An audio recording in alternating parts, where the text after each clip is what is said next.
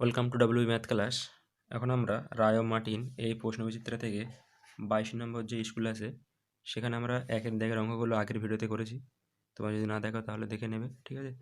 এখন আমরা 2-এর দাগের যে অঙ্কগুলো আছে সেইগুলো করবো। এখানে কী বলছে না, নিচের প্রশ্নগুলোর উত্তর দাও। 2-এর 7 ও 3-এর 7-এর মধ্যে একটি অমূল্য সংখ্যা লেখো। আমরা জানি যে কোনো সংখ্যার মধ্যে, দুটো সংখ্যার মধ্যে অসংখ্য কী থাকে না, অমূল্য সংখ্যা। তো আমাদের এখানে একটা অমূল্য সংখ্যা লিখতে বলেছে। কীভাবে করবো এটা আমরা না, প্রথমে 2/7কে আমরা কি করব, দশমিক ভগ্নাংশে করব। আর আমরা 3/7 দিয়েছে সেটাকে আমরা দশমিক ভগ্নাংশ করব, ঠিক আছে। তাহলে 7-এর মধ্যে যায় না, এখানে দশমিক দিয়ে আমরা একটা শূন্য নিচ্ছি, তাহলে কত হবে না, 7 দুগুণে 14। তো 4-এর কয় দাও 10, 6 দশমিক আছে বলে আমি একটা শূন্য পাবো এখানে। 27টা 56, ঠিক আছে। 6-এর কয় দাও 10, 4 হাতে থাকে 1, 5, তাহলে 5 টাকা 6, এটা শূন্য হয়ে যাবে। দশমিক আছে বলে আমি একটা শূন্য পাবো এখানে, তাহলে 5 খাবে এখানে। 5 সাথে 35, 5-এর কয় দাও 10, 5 দাও 10, তাহলে দশমিক আছে আমি শূন্য পাবো। আবার 7 সাথে কত হবে না, 49 হবে। 9-এর কয় দাও 10, 1 হবে। দশমিক আছে বলে একটা শূন্য পাবো আমি। 7-একে 7, এখানে 3 হবে, দশমিকের জন্য শূন্য। 4 সাথে 28, 2 দশমিক আছে বলে শূন্য পাবো, ঠিক আছে। আবার এই 20 চলে এসছে, মানে আমার এরকমভাবে হবে 2, 8, 5, 7, 1, 4। আবার একটা আসবে যে 2, 8, 5, 7, 1, 4, ঠিক আছে। এইভাবে চলতে থাকবে পরপর, ঠিক আছে, শেষ হবে না। তো আমি এখানে স্টপ করছি। এটাকে আমরা দশমিক ভগ্নাংশ করবো, যে পয়েন্ট নিয়ে একটা 0 নেবো, তাহলে 4 সাথে কত হবে না 28, ঠিক আছে। 2 থাকবে, দশমিক আছে বলে 0 পাবো আমি। 7 দুগুণে 14 হবে। 6 পাবো, দশমিকের জন্য শূন্য। 27টা 56, 4 দশমিকের জন্য শূন্য নেবো আমি। 5 খাওয়াবো আমি। 5 সাথে 35 পাবো, ঠিক আছে। 5 দশমিকের জন্য শূন্য খাওয়ালে 7 সাতা 49 হবে। তাহলে একটা 1 পাচ্ছি, দশমিকের জন্য একটা শূন্য নেবো আমি, ঠিক আছে। তাহলে কত হবে 7-একে 7, তারপর 3 পাচ্ছি, দশমিকের বলে আমি একটা শূন্য পাচ্ছি, মানে 30 আবার এখানে ফিরে আসছে। মানে এরপরে আবার ফের আমার 4 খাবে, 2 খাবে, 8 খাবে, 5 খাবে, 7 খাবে, অর্থাৎ এই সংখ্যাটা আমাকে বারবার আসবে, 8, 5, 7, 1, ঠিক আছে। তো এটাকে যদি আমাকে আবৃত দশমিক সংখ্যা করতে বলতো, তো এই সংখ্যা বারবার আসবে বলে আমরা কি লিখতাম না, এটাকে আমরা লিখতে পারবো 0.28571 এটা বারবার আসছে। তাহলে এখানে একটা পৌনঃপুনিক দেবো, আমরা এখানে একটা পৌনঃপুনিক দেবো, অর্থাৎ প্রত্যেকটার মাথায় পৌনঃপুনিক, এখান থেকে শুরু হয়েছে এখানে গিয়ে শেষ, মানে এটা পৌনঃপুনিক সংখ্যা হতো, ঠিক আছে। এটা যদি আমরা করতাম তা কী হতো না, এটাকে আমরা 0.4 তার মাথায় একটা পৌনঃপুনিক দিয়ে 28571 এখানে একটা পৌনঃপুনিক দিতাম, ঠিক আছে। মানে এই সংখ্যাটা বারবার করে রিপিট হবে বলে। কিন্তু আমাদের অঙ্ক এখানে চাইনি, আমাদের এখানে কি বলেছে না, এই দুটো সংখ্যার মধ্যে একটা অমূল্য সংখ্যা। অমূল্য সংখ্যা মানে কী হবে, এমন একটা সংখ্যা লিখতে হবে এর দুটোর মধ্যে 0.28 থেকে শুরু, 0.42 এখানে গিয়ে শেষ হবে, ঠিক আছে।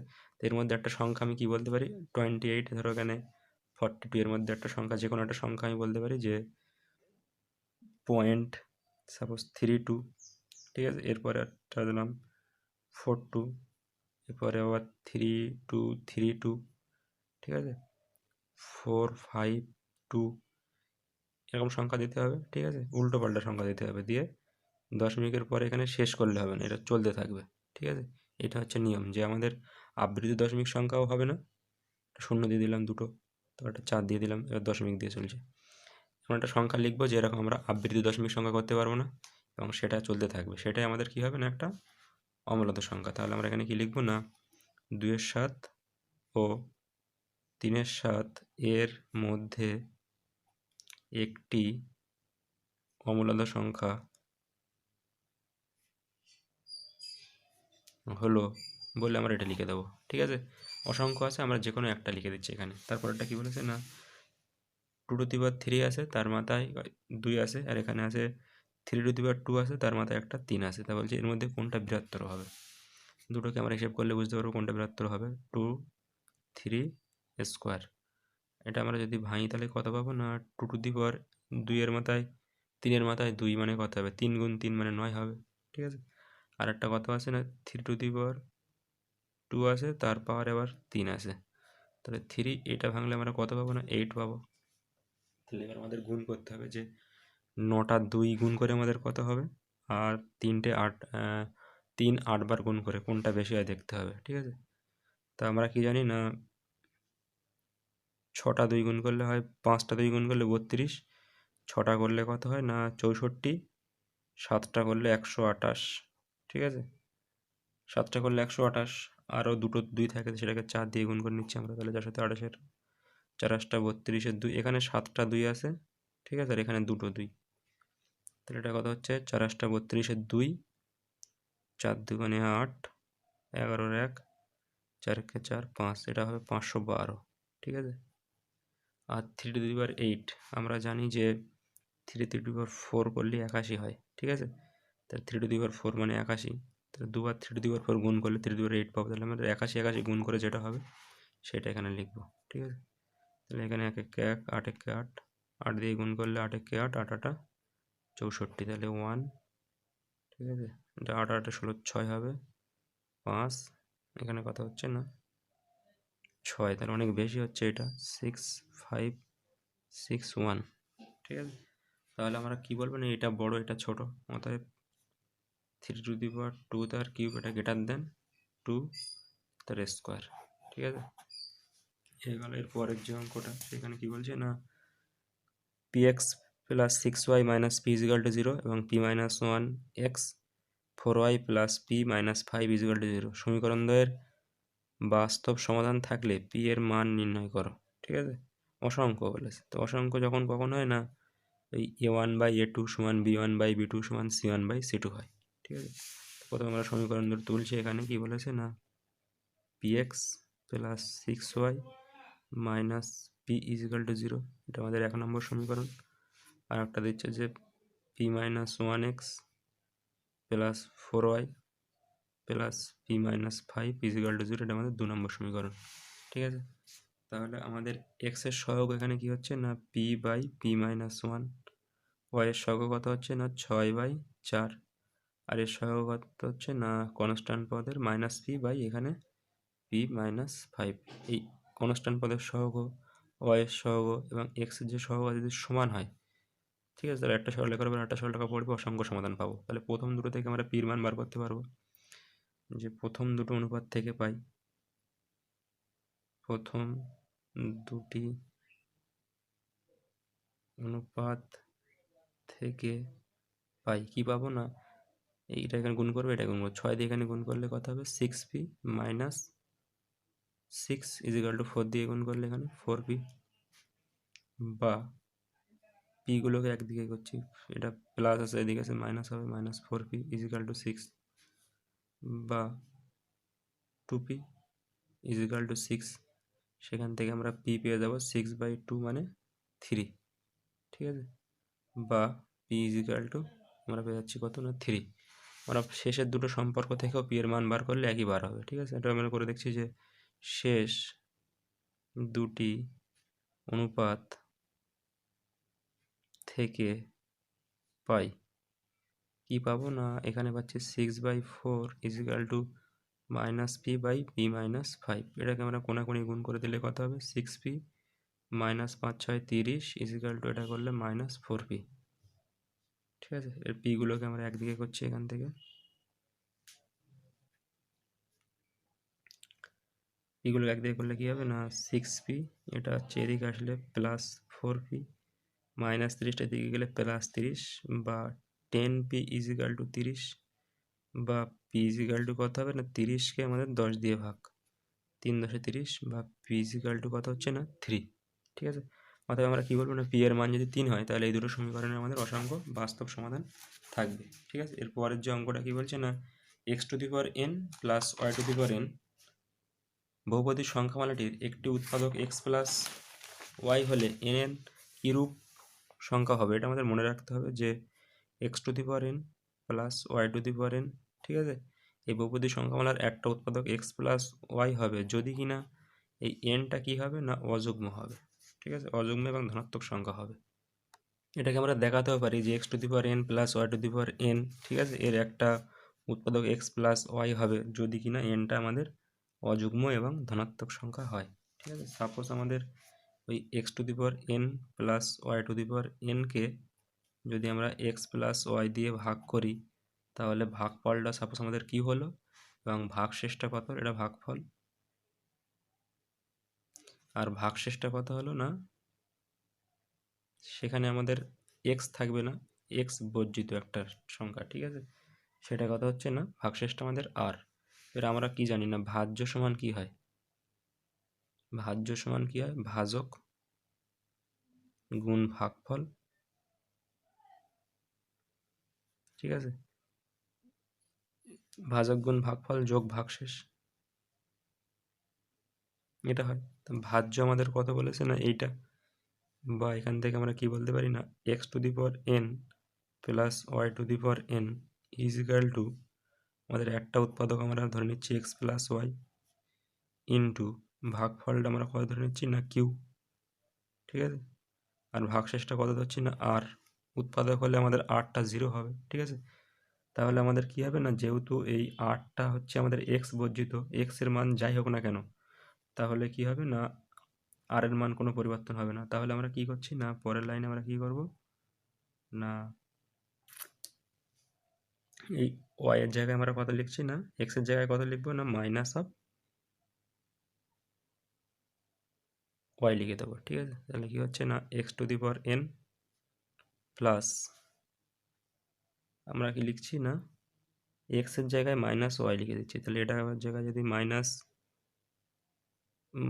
Of y to the power n plus y to the power n is equal to, এটা কথা হচ্ছে না, এক্স এর জায়গায় মাইনাস ওয়াই দিচ্ছি আমরা, মাইনাস ওয়াই, ঠিক আছে, plus y into q plus r, ঠিক আছে। এবারে এক্স টু দি পাওয়ার এই মানটা আমাদের তো জিরো হয়ে যাচ্ছে এটা, তাহলে এখানে আমার কী দাঁড়াচ্ছে, minus y to the power n plus y to the power n is equal to কত, এইটা তো minus y plus y zero, তার সঙ্গে কিউ গুণ করলেও জিরো, এটা আমাদের আর দাঁড়াচ্ছে। আর উৎপাদক হতে গেলে আর এর মানটা জিরো হতে হবে, তাহলে এইটা আমি যদি আমরা ওয়াইয়ের মান এখানে যদি আমরা এনের মান যদি আমরা এক বসাই, ঠিক আছে, তাহলে আমরা মাইনাস, এটা মাইনাস ওয়াই পাবো, একবার ওয়াই মাইনাস ওয়াই গুণ হবে, আর এটা y y to the power n হবে, এটা y to the power n হবে, সেক্ষেত্রে আমরা জিরো পাবো, ঠিক আছে। দুই বসালে কিন্তু এটা plus y to the power n হবে, আর এটা কত হবে, y to the power n হবে, সেক্ষেত্রে আমরা জিরো পাবো না, two y to the power n হয়ে যাবে। কিন্তু আবার যদি থ্রি বসাই এখানে, তাহলে এখানে আমরা minus y to the power n পাবো, যে তিনবার গুণ করলি এখানে, তো এখানে ঠিক আছে, একটু এনের মান আমরা এক বসাই এখানে, ঠিক আছে, তাহলে কি হবে না, এখানে এক হবে, এন হবে না, এনের মান যদি আমরা এক বসাই তো এটা মাইনাস ওয়াই হবে, এটা শুধু ওয়াই হবে, সেটা শূন্য পাবো আমরা। এর মান যদি আমরা দুই বসাই, ঠিক আছে, তাহলে এটা ওয়াই হবে, এটা ওয়াই হবে, তাহলে টু ওয়াই হবে, এটা শূন্য হচ্ছে না। যদি এনের মান আমরা এখানে তিন বসাই, তাহলে বিজোড় সংখ্যা আবার গুণ হয়ে মাইনাস ওয়াই হবে, আর এটা কত হবে না, প্লাস ওয়াই হবে, ইজিক্যাল টু কত হবে না, জিরো হবে। একইভাবে আমরা চার বসালে দেখবো যেটা টু ওয়াই হবে, পাঁচ বসালে শূন্য হবে, অর্থাৎ যদি আমরা এনটাকে বিজোড় সংখ্যা বসাই, অযুগ্ম সংখ্যা এবং ধনাত্মক সংখ্যা বসাই, সেক্ষেত্রে আমরা আর এর মানটা শূন্য পাবো, ঠিক আছে। তাহলে আর সমান শূন্য কখন হবে, যদি এনটা কি হবে না, অযুগ্ম ধনাত্মক সংখ্যা,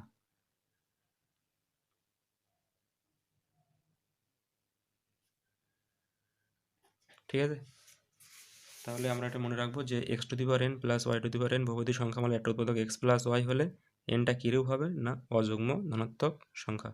আর এটা আমরা মনে রাখবো যদি x to the power n minus দিয়ে y to the power n দেয়, আর এর একটা উৎপাদক এক্স প্লাস ওয়াই হয়, তাহলে সেক্ষেত্রে আমাদের ওয়াইটা কী হবে, এই এনটা কী হবে, এনটা হবে তখন আমাদের যুগ্ম হবে, ঠিক আছে, যুগ্ম ধনাত্মক সংখ্যা। সেটা আমরা একইভাবে বলতে পারবো, যেখানে বইতে করা আছে তোমরা দেখে নেবে, ঠিক আছে, 109 পৃষ্ঠায়, যে ধরি এক্স টু দি এন যে কোনো যুগ্ম ধনাত্মক পূর্ণসংখ্যা হলে x to the power n minus y to the power n বহুপদী সংখ্যা মালার একটি উৎপাদক কত হবে না, এক্স প্লাস ওয়াই হবে। তাহলে এটাকে আমরা এইটা দিয়ে ভাগ করলে কিউ ভাগশেষ, কিউ ভাগফল এক্স বর্জিত ভাগশেষটা আর পাচ্ছি, ঠিক আছে। তাহলে ভাজ্য সমান কী হয়, ভাজক গুণ ভাগফল যোগ ভাগশেষ, তাহলে এটা আমার এটা সমান কথা x plus y into q plus r, এটা অভেদ, যেখানে আর এর মান আমার এক্স এর মান যাই বসাবো কিছু পরিবর্তন হবে না, সেক্ষেত্রে আমরা এক্সের জায়গায় মাইনাস ওয়াই পুট করছি, ঠিক আছে, এটা জিরো হয়ে যাচ্ছে। তাহলে আমাদের দাঁড়াচ্ছে এটা মাইনাসের মাথায় এটা আমার Y to the power n আনতে গেলে কী করতে হবে, এটা অবশ্যই আমার যুগ্ম সংখ্যা করতে হবে, ঠিক আছে। এখানে 1 দিলে কিন্তু এটা 0 হবে না, তখন আর -y⁻n-2y হয়ে যাবে। n এর মান যদি আমরা এখানে যুগ্ম বসাই, জোড় সংখ্যা বসাই, সেক্ষেত্রে আমরা r এর মানটা 0 পাবো। সেক্ষেত্রে আমরা রাখবো কি না x⁻n-y⁻n বহুপদী সংখ্যা মানে উৎপাদক x + y হবে, n কি হবে না যুগ্ম ধনাত্মক পূর্ণ সংখ্যা, ঠিক আছে। প্লাস হলে কি হবে, x⁻n + y⁻n হলে অযুগ্ম হবে ধনাত্মক পূর্ণ সংখ্যা। যদি মাইনাস হয় কি হবে না, মাইনাস হলে আমাদের যুগ্ম ধনাত্মক পূর্ণ সংখ্যাটা আমরা মনে রাখবো। তারপরে অঙ্কটা কি বলছে না, এই অঙ্কটা আমরা অনেক কবারই করেছি, একটু ঘুরে এসছে। এখানে বলছে যে a + b/c = -1 হলে a² b/c b² c² ab কত হবে, ঠিক আছে। আমাকে দিয়ে দিয়েছে কি না a + b/c = -1, অর্থাৎ আমাকে ঘুরিয়ে বলেছে কেমন যে a + b এই সিটা এখানে গুণ করলে -c বা a + b সিটার দিকে আসলে +c = 0, ঠিক আছে। আমাকে দিয়ে দিয়েছে a + b + c = 0। আমাকে প্রমাণ করতে হবে যে a² b² c² কত হয় আমাকে দেখাতে হবে, ঠিক আছে। তাহলে আমরা একটা সূত্র জানি, সেখান থেকে আসতে পারি, কিংবা যেটা আমাকে দিয়েছে সেখান থেকেও আসতে পারি। কি দিয়েছে আমাদের না, এখন a² bc plus b² ca plus a² ab, ঠিক আছে। এটার মান বার করতে হবে। প্রথমে আমরা লসাগু কী হবে, এ বি সি লসাগু হবে। এ বি সি লসাগু বাদ দিলাম, তাহলে এখানে তো আমার বি সিটা মিলে যাচ্ছে, তাহলে এর সঙ্গে এটা গুণ হয়ে হবে a³, সি এর সঙ্গে সি এটা মিলিয়ে বি গুণ হলে b³, আর এ বির সঙ্গে এ বিটা মিলে গেলে কত হবে না এ বি, ঠিক আছে। তাহলে এখানে আছে এ বি, আছে কি এটা এ বি, তাহলে এখানে c² আছে, ঠিক আছে। তাহলে এ বিটা মিলে গেলে সি এর সঙ্গে এটা গুণ হয়ে c³ হবে, ঠিক আছে।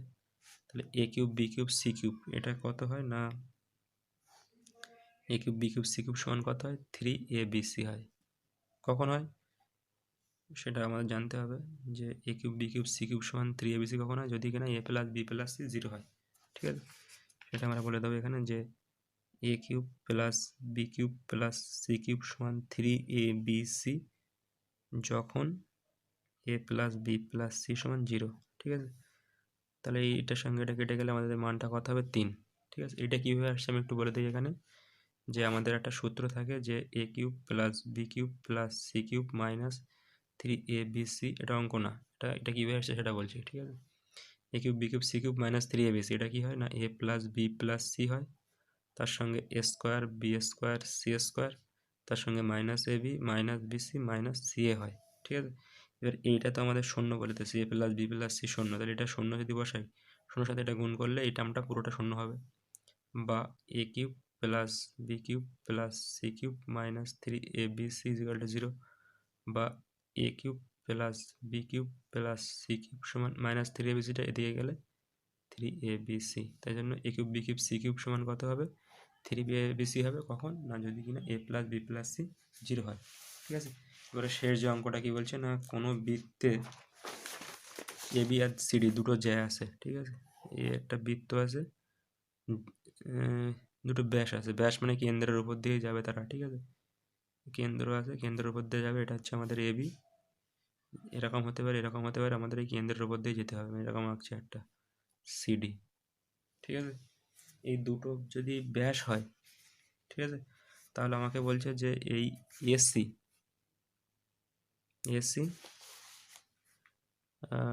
বিডি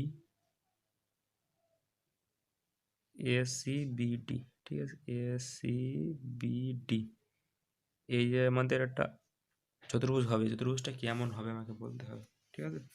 সাপোজ কেন্দ্রটা ও আছে, ঠিক আছে, কেন্দ্রটা ও, তাহলে এটা যদি আমার দুটো ত্রিভুজ পাচ্ছে, এদিকে একটা ত্রিভুজ, এদিকে একটা ত্রিভুজ, উপরে ত্রিভুজের নাম কি না, ত্রিভুজ এ ও ডি ও ত্রিভুজ সি ও বি এর আমরা কি বলতে পারি না, এটা তো কেন্দ্র, তাহলে আমাদের ওসি যা হবে ও ডি তাই হবে, তাহলে ওসি সমান ওডি। বৃত্তের ব্যাসার্ধ একই বৃত্তের ব্যাসার্ধ, ঠিক আছে। একইভাবে আমরা কি বলতে পারবো না, এইটার সঙ্গে এটা সমান, ঠিক আছে। কি বলবো না, ও এ সমান সমান কত না ও বি, ঠিক আছে।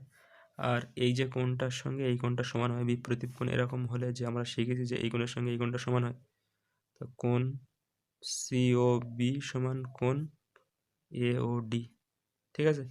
তাহলে ত্রিভুজ দুটো সর্বসম হবে, ত্রিভুজ এ ও ডি সর্বসম এরকম চিহ্ন হয়, ত্রিভুজ সি ও বি। দুটো ত্রিভুজ সর্বসম মানে কী হবে, অনুরূপ বাহুগুলো সমান হবে, এই বাহুর সঙ্গে এই বাহুটা সমান হবে। অতএব কী হবে না, এই এডি সমান বিসি।